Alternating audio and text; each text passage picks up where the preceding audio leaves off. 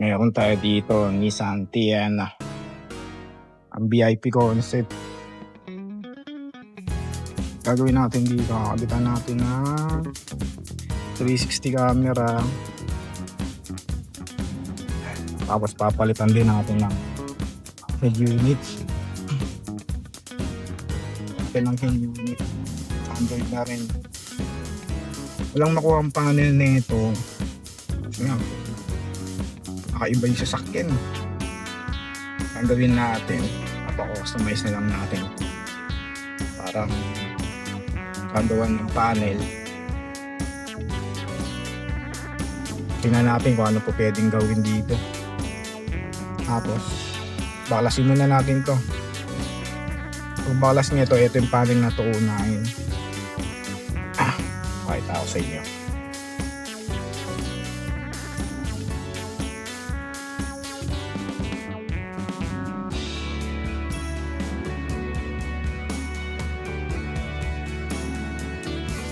Kailangan may mga panikwat kayo kagaya nito. Kasi pag wala, masira yung panel din. Karoon ng gas-gas.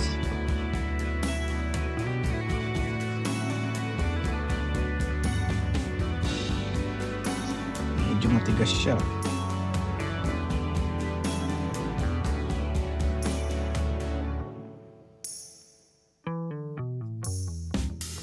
Ayan, tapos tatanggalin lang natin yung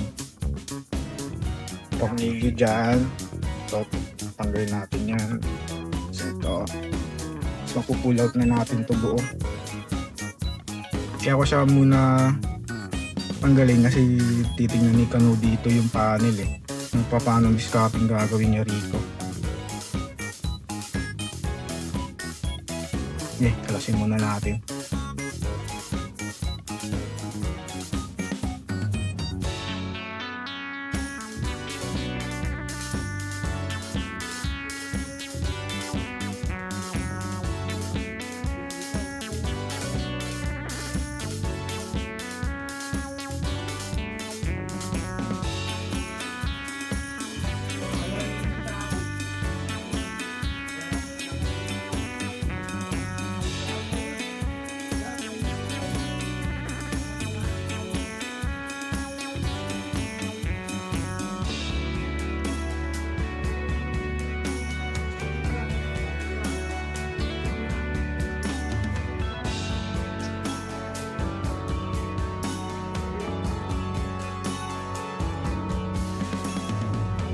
Pull out na siya. Siguro pwede to. Talagang conversion na to, isang buo. Gagawin na talagang gagawa ng woodworks talaga. Dali lang. Ano lang ka basic magtanggal ng Nissan Tiana. Mas madali sa ibang mga sasakyan. Pull out na muna natin yung mga sakit na rito.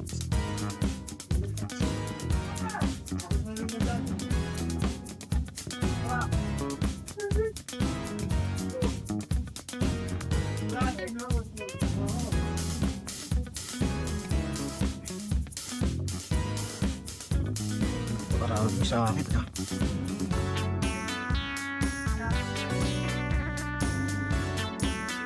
Kaya? Kaya? Ayan. Mangyayari nakalabas talagang ganon. Konti. Pero yung ganyan, hindi to pwede. Pag pinasok natin, tayo. Dito tayo. Yan. Ito, buusli siya konti rito. Yan. Masama na yung sasagabal sa yun ang iniiwasan ko. Nakabutin pala talaga yung air duct. Kasi pag tumas tayo pangit, pag ganito tayo, yan. Hindi, mas okay rin. Mas okay tong ganito. Hindi, okay din pag tumaas siya ng ganyan. Konti. Pwede rin. Maganda rin na, Yung likod niya, madali lang naman yun. Kaya nating ano yan. Hindi, ang problema yung mga harness niya eh. Kasi nga.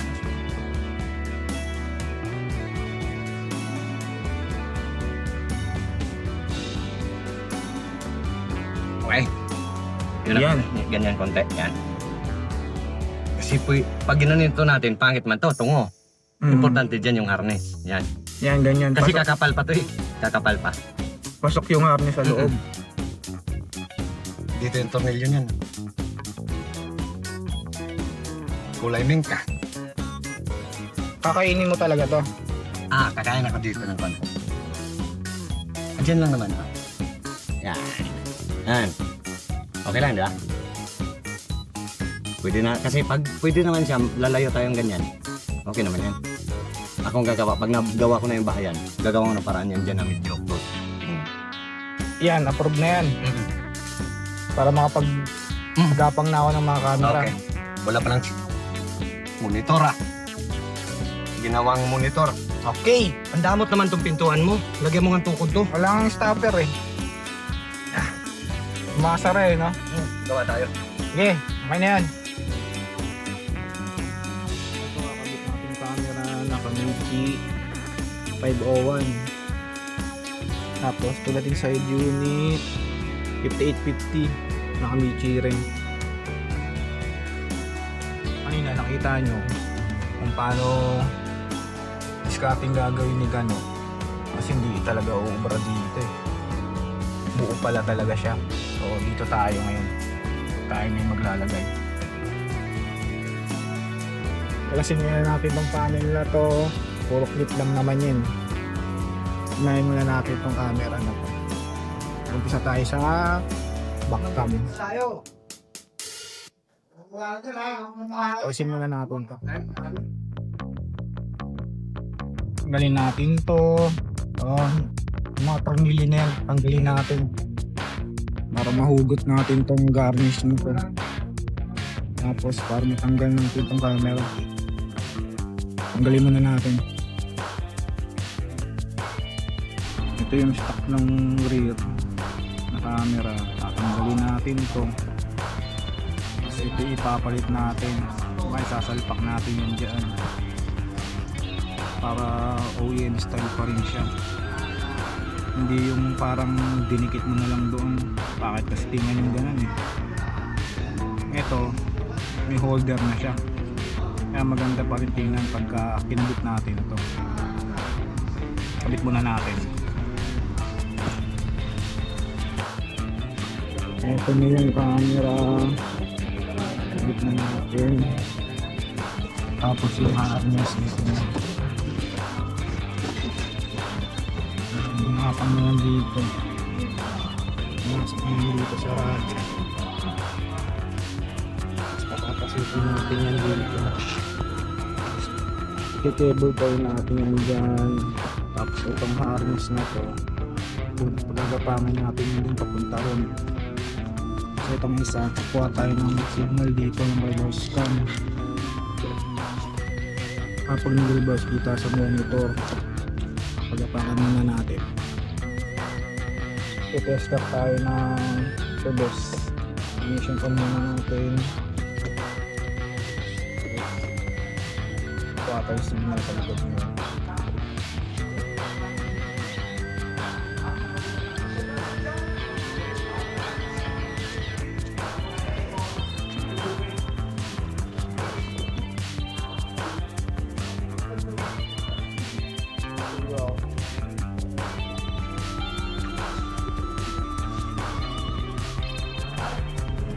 Wala.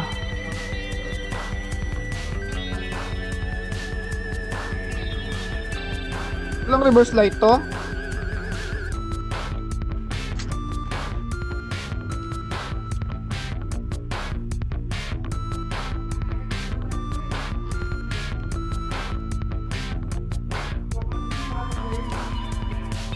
Kaya tol.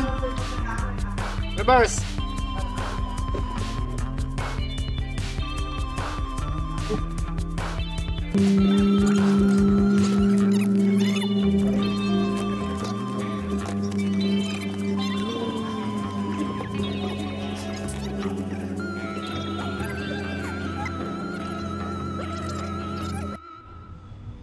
Hanapin natin muna yung piece ng reverse light.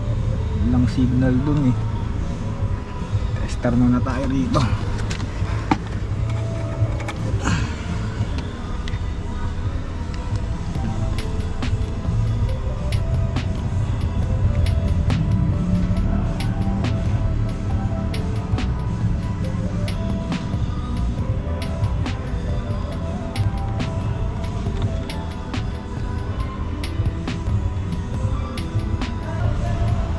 pang wala. So tingnan natin tong gis na to.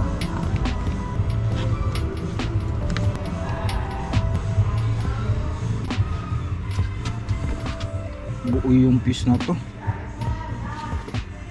Hanap pa tayo iba. Hanap pa tayo. Pa kaya ibang fuse box nito.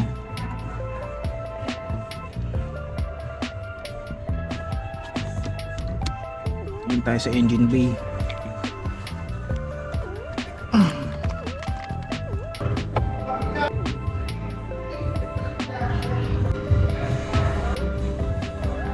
Yun, galing. Meron.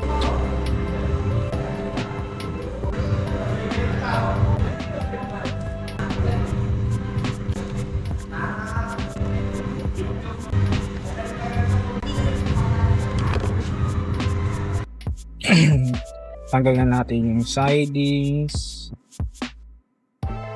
Tanggal natin itong tornilyo para matanggal natin itong side mirror niya. Palasin muna natin.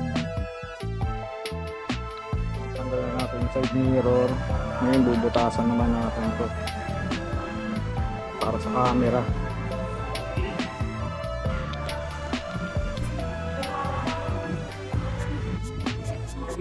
Ito, nabutasan na natin yan. Tapos napagapang na natin ito. Harness na, palusot na natin yan dyan. Nalusot na natin yan dyan hanggang dito. Nalusot na natin gamit lang yung ano, lambro. Ito. Tapos lalagay natin yung rubber. Lagyan natin yung rubber spacer nya. Salpak natin ito. Okay na to. Nakisa rin tayo. Mamaya kabila naman. Ito kanan to. Kanan na side mirror. Pag-aapang na natin yung harness nya. Ito. Okay, huwag tayo na rin. Tapos pinalusot na natin dito yun. Ayan yung harness. Ngayon, ipapress na lang tayo dito ng signal. Kailangan kasi dito eh. Ano lang ito eh. Holding tapos up and down ng ano na side mirror niya. Yung lens. Ngayon, dito tayo maghahanap ngayon. Yung signal light. Testerin natin po ngayon. Ito yung signal sa signal light nakuha natin sa kanan to. Hindi dito pala sa passenger side lahat ng ano signal niya. So nagpagapang tayo simula dun. Ito yung wire niya. Pagapang tayo, ito na yun. Tapos ito naman sa kaliwa, nagapang na rin natin yung harness. Ito yung harness. Palusot na rin natin yan. Ito palulusutin natin ngayon dito yan sa rubber. Papasukin din natin yan dyan. Tapos yung signal naman nito, yung signal nun, kukuha rin tayo dito. Dito sa mga wire na to. Sa mga wire na yan, dyan tayo kukuha ngayon ng signal niyan. Hindi dito lahat. Sige, nagpapangin na muna natin to. Ito na, kuha na natin yung signal ng kaliwa. Ito yung signal ng kaliwa na side mirror. Para pag nag-signal light ka, kita rin yun sa radyo mo. Kita yung gilid. Ito yung kanan. Ito yung kanan. Na-place na natin yan. Problema na lang natin sa likod. Wala kasing yung signal yung likod na ito eh.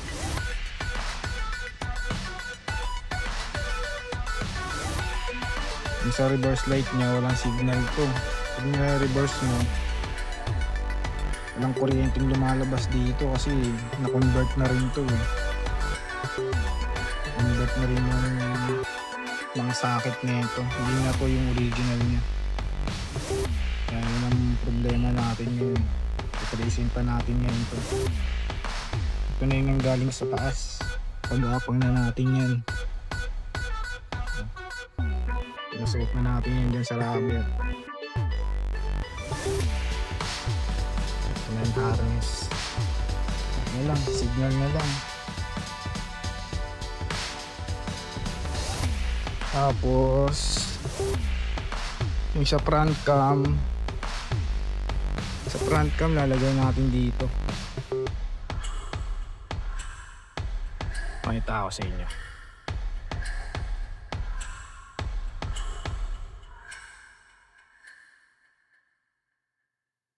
Ang magiging forma nito, ganyan na siya. Yan ang magiging forma niyan. Tapos pagagapangin natin yung harness niya dito. Gagapangin natin yan dun. Lulusutin natin yan pababa. Pababa dyan. Tapos mapapasukin natin dito. Ito na pala yung harness niya. Iaakit na lang natin ito sa taas. Para okay na rin. Medyo nahirapan tayo dito. Kasi kasama sa hood yung ano niya, yung grill niya. Kung hindi siya nakasama, madali na sana natin may imamount dito yan. Camera niya. Kaso kasama eh. So medyo mahaba yung kakainin ng kable. Kakapusin tayo dito. Kaya ang gagawin ko na lang, magdudugtong ako. Dudugtong ako na lang sa loob to. Pero okay naman. Goods na to. Ayan, ganyan. Diyan natin padadaanin yan.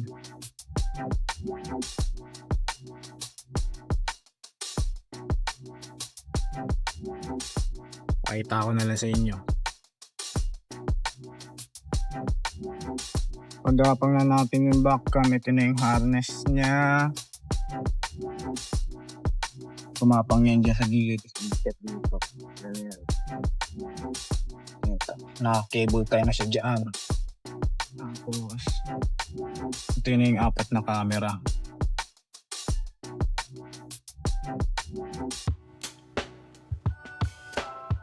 Ito yung back cam, front cam, left cam, right cam. Ayusin na natin to dito. Tapos magra-radyo na tayo. Kabit na natin yung radyo. Tapos magtitrace muna tayo dito sa mga wire na to. Mga supply niya. Speaker wire. Then tayo magtatap.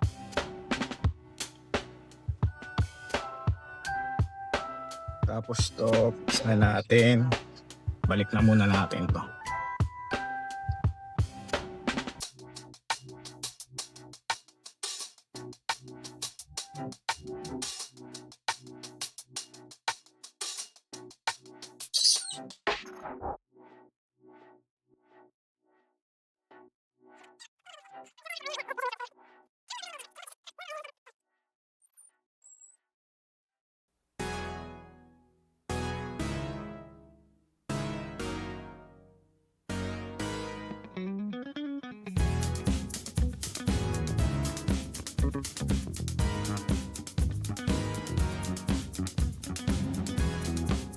Ito yung mga harness niya, kakabit na natin ito.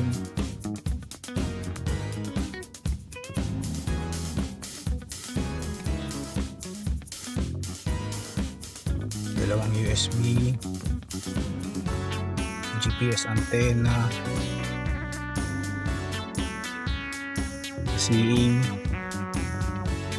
RCA pre-out, power supply, camera. Ito hindi na natin kailangan ito kasi naka 360 naman siya. Auxiliary RCA, kabit na muna natin to. Yun, naitap na natin yung mga wire nito sa radyo, yung rekta, Yung 12 volts to 12 volts. Dito na yan. Ito, sa wire na to. Pare-paras kasi yung kulay na nakuha kong auto wire. Wala akong ibang auto wire kasi. Kaya nung nagtatap tayo, pa isa-isa na lang yung ginawa ko. Unang kinuha ko yung rekta. Tapos nag-negative tayo. Kinuha natin yung negative. Saan yung negative?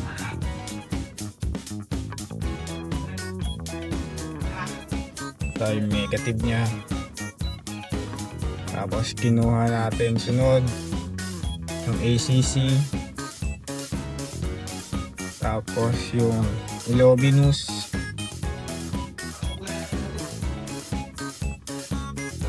Ito yung Illuminus. Pag nag-park light ka, magdilim yung head unit.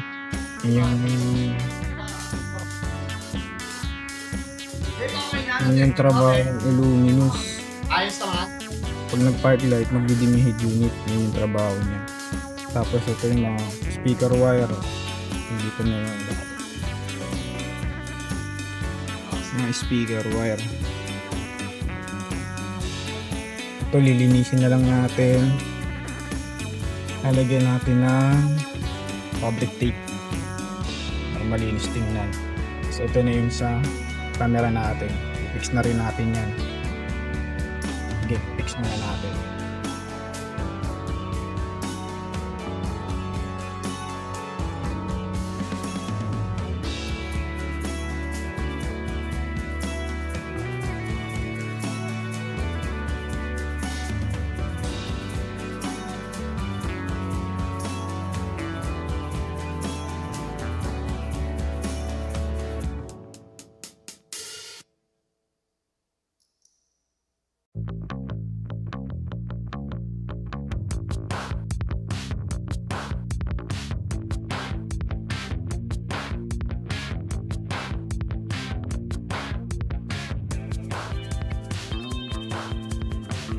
Ito na yung harness ng front cam.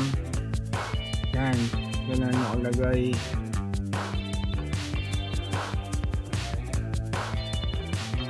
Tumapang yan dyan. Ito mga scandal.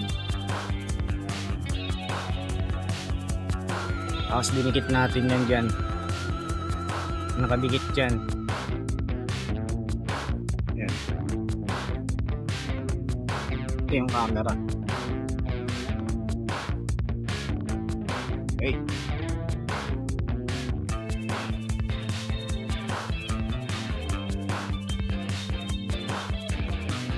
Ito, natin walling. Wala na ang pagbago eh. Dalawa naman yan ah. Bayan ka.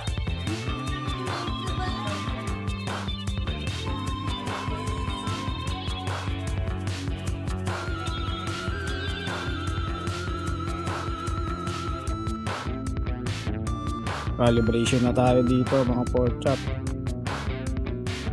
Sana natin